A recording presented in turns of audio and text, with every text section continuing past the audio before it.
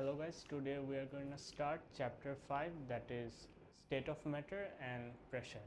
So first we are going to discuss pressure. What is pressure? Pressure হচ্ছে when force is applied on an object per unit area. যখন একটা অবজেক্টের উপর আমি force apply করছি কি পার ইউনিট এরিয়া মানে তার পুরা বডিটার উপরে আমি ফোর্সটা অ্যাপ্লাই করতেছি then that is our pressure. So definition থেকে আমরা ফর্মুলাটা বুঝতে পারছি, এটা হচ্ছে force divided by area is equal to P. P হচ্ছে আমাদের প্রেশার, এ হচ্ছে এরিয়া, আর এফ হচ্ছে ফোর্স। তো ইউনিটটা কি হতে পারে? আমরা জানি ফোর্সের ইউনিট হচ্ছে নিউটন, সো এন, আর এরিয়ার ইউনিট হচ্ছে metre square to newton per metre square, or আমরা এটাকে বলে থাকি pascal. So pascal is the unit of pressure. এখন যদি ডিমেনশন লিখতে চাই, সো ফোর্সকে আমরা কি লিখতে পারি? এম এ, আর আমাদের এরিয়া তো এই, so KG into metre per second square divided by metre square. এটাকে লেখা যায় যে আমরা জানি কেজির ফান্ডামেন্টাল ইউনিট হবে M, M and metre that's L, L inverse হয়ে যাবে, আর সেকেন্ডটা হচ্ছে time, so L M L inverse T inverse two. Okay, that is the dimension. So প্রেশারের যদি আবার একটু রিক্যাপ করি, ফর্মুলা হচ্ছে ফোর্স ডিভাইডেড বাই এরিয়া, আর ইউনিটটা হচ্ছে প্যাসকেল। এখন আসি density. So what is density? Density হচ্ছে the amount of mass per unit volume. So like 1 kg body 1 meter cube volume এ কতটুক আছে ওইটাই হচ্ছে তার ডেন্সিটি। ফর্মুলা কি হবে আমাদের? m by v। m হচ্ছে mass আর v হচ্ছে তার ভলিউম। সো ইউনিট কি হবে? ইউনিট হবে কেজি মিটার কিউব। তো এখান থেকে ডিমেনশনটা আমরা পেয়ে যাচ্ছি যে m L inverse 3. Okay, now we are going to start the part 2 of this chapter, pressure in liquids. So এতক্ষণ আমরা প্রেশার ইন জেনারেল নিয়ে কথা বলছিলাম, এখন হচ্ছে লিকুইডের কেসে কিভাবে। ফর এক্সাম্পল একটা অবজেক্ট এ, সে হচ্ছে ওয়াটারের ভিতরে ইমার্জ। এখন ওয়াটার কিন্তু তার উপরে সব ডাইরেকশন থেকে একটা ফোর্স দিচ্ছে। তো প্রেশারের ফর্মুলাটা হয়ে যায় H rho G. So what is H? H হচ্ছে হাইট, যে হাইটে অবজেক্টটা emerged. What is rho? Rho হচ্ছে ডেন্সিটি অফ ওয়াটার। ওয়াটারের ডেন্সিটি হচ্ছে 1000 কেজি পার মিটার কিউব, এটা হচ্ছে ওয়াটার ডেন্সিটি। আর জি তো হচ্ছে আমাদের অ্যাক্সেলারেশন ডিউ টু গ্র্যাভিটি, যেটার ভ্যালু হচ্ছে 9.8 মিটার পার সেকেন্ড স্কোয়ার। এখন এখানে দুইটাই কিন্তু কনস্ট্যান্ট, আমার ডেন্সিটিও কনস্ট্যান্ট 1000, আবার আমার অ্যাক্সেলারেশন ডিউ টু গ্র্যাভিটিও কনস্ট্যান্ট। তো এই প্রেশার ইন লিকুইডসটা আমার মেইনলি ডিপেন্ড করতেছে কার উপর?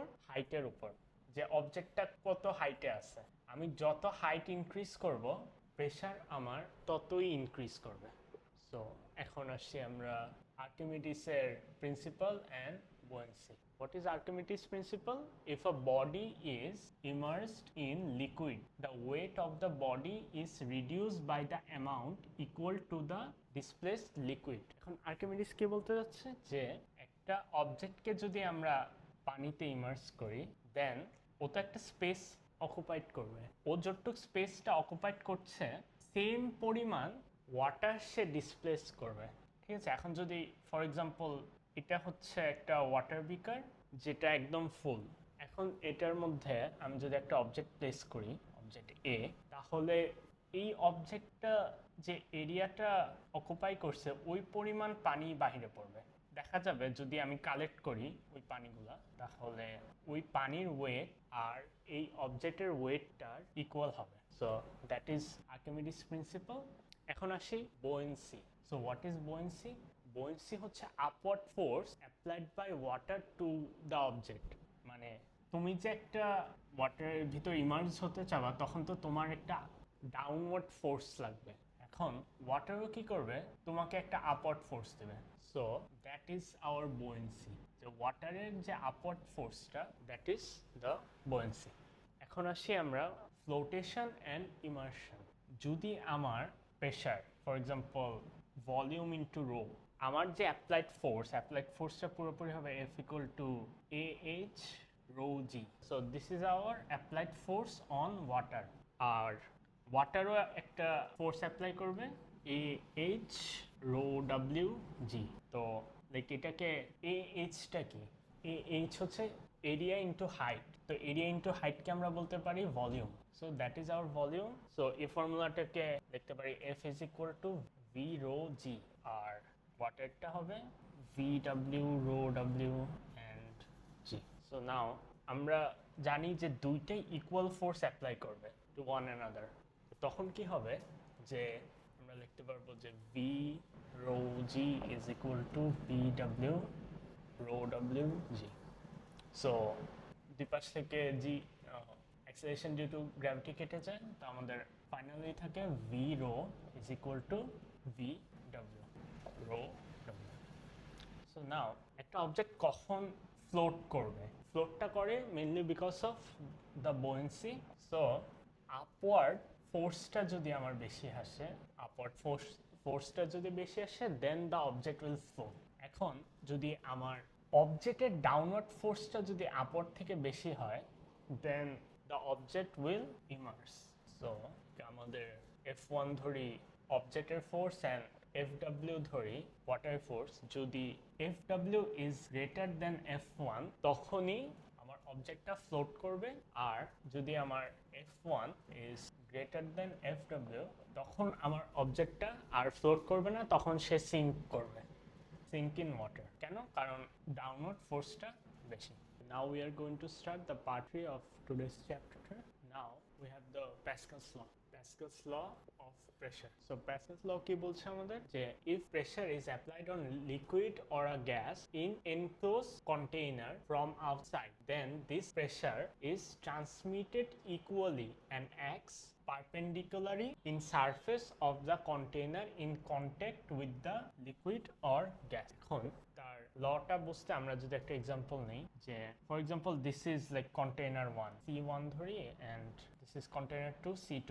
দুইটা কন্টেইনারই এনক্লোজ, আর এখানে দুইটা পিস্টন আছে, ঠিক আছে? This is piston 1 and this is hour piston 2। নাও আমি যখন পিস্টন 1 থেকে আমি প্রেসার দিচ্ছি, প্রেসার মানে লাইক আমি অ্যাপ্লাইং ফোর্স দিলে কি পিস্টনটা নিচে যাচ্ছে, ঠিক আছে? অ্যান্ড এইটা একটা এরিয়া অকুপাই করতেছে, suppose this amount of area, ঠিক আছে? A1 এরিয়া যতটুকু অকুপাই করবে এখানেও ততটুকুই উপরে যাবে। ফর এক্সাম্পল এখানে যদি not H1 height or I should say H1 weight পরিমাণ প্রেসার দেওয়া হয়েছে, দেন এখানে ওটুকু উঠবে equal to that amount of force. So from that we can say যে pressure 1 will be equal to pressure 2, মানে এখানে একটা ইকুইলিব্রিয়াম ক্রিয়েট হচ্ছে যে কন্টেইনার 1 এ যতটুকু প্রেসার আছে কন্টেইনার 2 তেও ওটুকু প্রেসার আছে। From that relation আমরা যদি P1 কে লিখি যে আমাদের কন্টেইনার 1 ছিল F1 ফোর্স দিছি আর এরিয়া ছিল A1, আর আমাদের কন্টেইনার 2 এর জন্য ফোর্স ছিল F2 এন্ড এরিয়া ছিল A2। এই F2 ফোর্সটা কিন্তু ক্রিয়েট হয়েছে বিকজ অফ F1, কারণ আমরা এখান থেকে পিস্টনটা ডিক্রিজ করছি, দ্যাটস ওয়াই এখানে পিস্টনটা আপওয়ার্ডস গেছে, ঠিক আছে? And then we got F2। Now like from there we can say যে P1 is equal two P2, or P1 এর জায়গায় F1 লিখি, F1 A1 is equal two F2 A2, or লিখতে পারি যে or F1 is equal to F2 into A1 by A2. So like these formulas are like really important, এখান থেকে math আসে। Now আমরা আসি হচ্ছে এয়ার প্রেসারে। আমরা অলরেডি ওয়াটার প্রেসার নিয়ে ডিসকাস করছি পার্ট 2 তে। Now we are going to talk about air pressure. Air pressure is basically the atmospheric pressure, ঠিক আছে? For example you are in earth, আর আর্থের অ্যাটমসফিয়ার তোমার উপর একটা প্রেসার দিচ্ছে, ঠিক আছে? So you are also getting pressure from the atmosphere. এটাই হচ্ছে আমাদের air pressure. Air pressure constant, এটার একটা ভ্যালু দেওয়া আছে যে P is equal to 10 to the power 5 newton per metre square. এর মানে প্রত্যেক মিটার স্কোয়ারে, লাইক 1 মিটার স্কোয়ারে কতটুক প্রেসার পাচ্ছি আমরা? 10 to the power 5। এটাকে আবার বলে হচ্ছে 1 atm, ঠিক আছে? P is equal to 1 atm, 1 atm pressure, 1 atm pressure. আর এই প্রেশারটা ক্যালকুলেট করা হয় একটা ইনস্ট্রুমেন্ট দিয়ে, ওই ইনস্ট্রুমেন্টের নাম হচ্ছে barometer. Okay, now we are going to start the part 4 of today's chapter. ফার্স্টে আসছে elasticity. So what is elasticity? Elasticity is a property of a substance to come back to its original state. So suppose like আমরা একটা রাবারকে force দিয়ে deform করছি, then after that আমি যখন ফোর্সটা ছেড়ে দেব ও আবার তার অরিজিনাল স্টেটে ফেরত চলে আসে। Elasticity of rubber. এখন আসি, হোয়াট ইজ স্ট্রেস? স্ট্রেস হচ্ছে আমার force per unit area that develops within a substance due to deformation. যে আবার যদি আগের এক্সাম্পলটায় যাই, so you see now we are applying force on this rubber due to it, like এটা তো তার অরিজিনাল স্টেট, আর এখন আমি ফোর্স দিয়ে তারকে একটা ডিফর্মেশন ক্রিয়েট করছি, and due to that deformation stress is created. So আমি একটা ফোর্স দিছি on an object per unit area, যেটার জন্য তার ডিফর্মেশন ক্রিয়েট হয়েছে, দ্যাট ইজ আওয়ার স্ট্রেস। আর স্ট্রেসের ফর্মুলা হচ্ছে এফ ডিভাইডেড বাই এ। ঠিক আছে, স্ট্রেস আর প্রেশারের ফর্মুলা সেম। নাও আমরা আসি what is strain. The relative change in length or shape due to outside force is called strain. এখন এটা বুঝতে আমরা যদি স্প্রিং নিই, এই স্প্রিংটাকে যদি কম্প্রেস করি, সো লাইক আগে তার লেন্থ ধরে নেই L0, এখন তার লেন্থ ডিক্রিজ হয়ে L হয়ে গেছে। ঠিক আছে, অর আমরা যদি তাকে এলংগেট করি, অরিজিনালি সে হয়তো এটুক ছিল L0, ফোর্স দিয়ে আমরা তার লেন্থটা ইনক্রিজ করে দিছি L। So this is our strain. স্ট্রেনের কিন্তু কোনো ইউনিট নেই। স্ট্রেন ইজ বেসিক্যালি রেশিও কিসের মধ্যে? Changed length divided by original length. ঠিক আছে, এখানে এলটা হচ্ছে কিন্তু আমাদের final length divided by minus initial length divided by initial length. So that is our strain. Now আমরা সেই হুকস লতে। So what is Hooke's law? Hooke's law বলছে যে উইদিন ইলাস্টিক লিমিট। ঠিক আছে, ইলাস্টিক লিমিটটা কি? ফর এক্সাম্পল আমি যে ওই রাবারটাকে বেন্ড করলাম, ঠিক আছে, এটা কিন্তু আমি ফোর্স দিতে দিতে একদম ভেঙে ফেলতে পারি। ঠিক আছে, এটা একদম টু পার্ট হয়ে গেল। ঠিক আছে না, যতক্ষণ না অবজেক্টটা ভাঙছে, until then the object is in elastic limit. Or যতক্ষণ না আমি প্রেশার দেওয়ার পর, মানে ফোর্স দেওয়ার পর অবজেক্টটা আর অরিজিনাল স্টেটে ফেরত আসতে পারতেছে। ঠিক আছে, আমি প্রেশার ফোর্স দিয়ে একটু কি বেন্ড করে রাখছি, কিন্তু সে আবার তার অরিজিনাল ফর্মে ফেরত যাচ্ছে না। ঠিক আছে, that is also the elastic limit. তো within elastic limit hooks law বলছে যে stress is proportional to strain. যেহেতু একটা প্রপোর্শনাল সাইন আছে, এটা ওঠানোর জন্য আমাদের কনস্ট্যান্ট দিয়ে মাল্টিপ্লাই করতে হচ্ছে। আর এই কনস্ট্যান্টটা কি? কনস্ট্যান্টটা হচ্ছে আমার ইয়াংস মডুলাস। এটার সিম্বল হচ্ছে ওয়াই। এখন তাহলে স্ট্রেনের ফর্মুলাটা লিখি। সো লিখতে পারবো F by A is equal to হচ্ছে Y into L minus L not divided by L nought. এখন এখান থেকে আমরা চাইলে ইয়াংস মডুলাসটা বের করতে পারি, or Young's modulus Y is equal to হবে আমার F by A into L not divided by L minus L naught. Okay, so this is our Young's modulus. এই ফর্মুলাটাও লাগে, কোশ্চেনে যেতে পারে find the Young's modulus of the object. Force দেওয়া থাকবে, এরিয়া দেওয়া থাকবে, লেন্থ দেওয়া থাকবে, তুমি জাস্ট ওয়াই বের করবে। Okay guys, now we are going to start our final part of today's chapter. Now আমরা কি জানি যে ম্যাটার মেইনলি তিন স্টেটে। স্টেটগুলো কি কি? গ্যাস, লিকুইড আর সলিড। আমরা যদি একটু মলিকুলার লেভেলে চিন্তা করি, এখানে দেখো suppose this is a solid molecule, আর এগুলা হচ্ছে অ্যাটম। অ্যাটমগুলোর মধ্যে ইন্টার মলিকুলার স্পেস কিন্তু নাই, না বললেই চলে। সবগুলা একে অপরের সাথে একদম লাগানো, আর তাদের একটা স্ট্রাকচারাল রিজিডিটি আছে। So there exist a structural rigidity for solid and intermolecular space নাই। এখন লিকুইডে কিন্তু ইন্টারমলিকুলার স্পেস আছে, মোর দেন সলিড। এর জন্য তারা কিন্তু ফ্লো করতে পারে। ঠিক আছে, you can see that they can flow, কারণ তাদের মধ্যে স্পেসটা আছে। অ্যান্ড ফাইনালি গ্যাসের মধ্যে দেখতে পাচ্ছি যে ইন্টারমলিকুলার স্পেস অনেক বেশি, সবচেয়ে বেশি, লিকুইড আর সলিডে তো নাই। সো বিকজ অফ দ্যাট ওরা একদম ফ্রিলি মুভ করতে পারতেছে পুরা এই কন্টেইনারে, ঠিক আছে? এগুলো এক একটা কন্টেইনার। নাও আমরা যদি এই চার্টে আসি, এখানে একটু কম্পেয়ার করলে দেখতে পারবো যে গ্যাসে আমাদের মলিকুলারগুলা ফ্রিলি মুভ করতে পারছে। কেন? কারণ ইন্টারমলিকুলার স্পেস অনেক বেশি। লিকুইডে গ্যাস থেকে কম মুভ করতে পারতেছে, বাট সলিডে একদম মুভই করতে পারছে না, কারণ সলিডের পুরা কন্টেইনারটা একদম রিজিড, সলিডটা পুরা রিজিড, তার শেপটা চেঞ্জ হচ্ছে না। যেহেতু মলিকুলগুলা ফ্রিলি মুভ করতে পারছে, এর জন্য লিকুইডকে যদি আমি কোনো কন্টেইনারে নিই, লিকুইড ওই কন্টেইনারের শেপটাই অবটেন করবে। সিমিলার উইথ গ্যাসকে কোনো কন্টেইনারে রাখলে ওটাও পুরা কন্টেইনার জুড়েই থাকবে।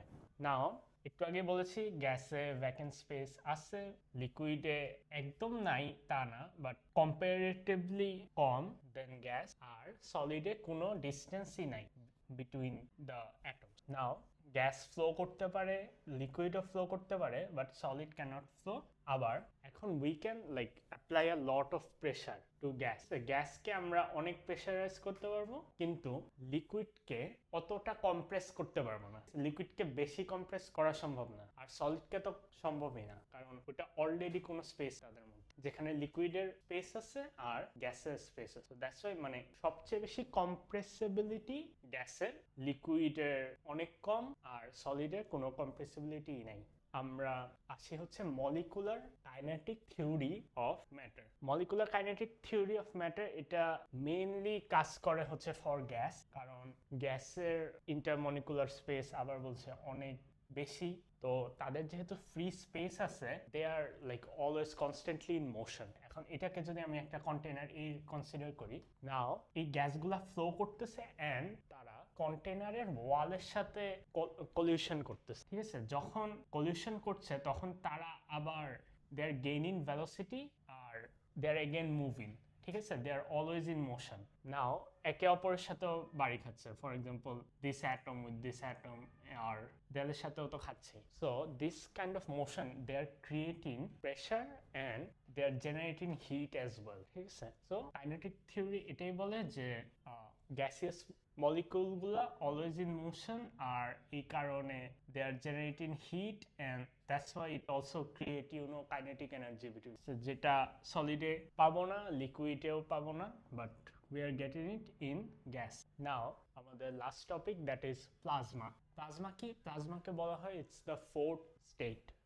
প্লাজমা মেইনলি এক্সিস্ট করে লাইক অনেক এক্সেসিভ হট এরিয়ায়, ফর এক্সাম্পল লাইক দ্য স্টারে কিন্তু প্লাজমা ক্রিয়েট হয়। কিভাবে ক্রিয়েট হয়? অনেক different types of gas can be turn to plasma by giving excessive heat, ঠিক আছে? এক্সেসিভ হিট দিলে কি হয়? ফর এক্সাম্পল লাইক একটা অ্যাটমে there is fixed amount of proton and neutron, ঠিক আছে? প্রোটন অ্যান্ড নিউট্রনের অ্যামাউন্ট যদি সেম থাকে, তখন ওই অ্যাটমটার চার্জ কিন্তু নিউট্রাল হয়। যখন অ্যাটমটার চার্জ নিউট্রাল, তখন like we are not getting plasma. কিন্তু আমরা যদি কোনো স্পেশাল কন্ডিশন অ্যাপ্লাই করি, তখন we can make like a free electron. যখন আমরা একটা অ্যাটম থেকে ফ্রি ইলেকট্রন রিলিজ করতে পারি, দেন ওর যে নিউট্রালিটি অফ চার্জ ওটা আর থাকে না, আর ওটা যখন থাকে না তখন it becomes ionised. So from that ionised atom we can create plasma as okay. আবার গ্যাসের মতো প্লাজমারও আসলে কোনো ডেফিনিট শেপ নাই, বাট আমরা ডেফিনিট শেপ ক্রিয়েট করতে পারি বাই ইউজিং ম্যাগনেটিক ফিল্ড। তো প্লাজমার আশেপাশে আমরা যদি ম্যাগনেটিক্যাল ইনফ্লুয়েন্স করতে পারি, then it will get a fixed shape. আর প্লাজমা মেইনলি ইউজ করা হয় to produce energy, that is plasma. That's about it. Thank you for watching.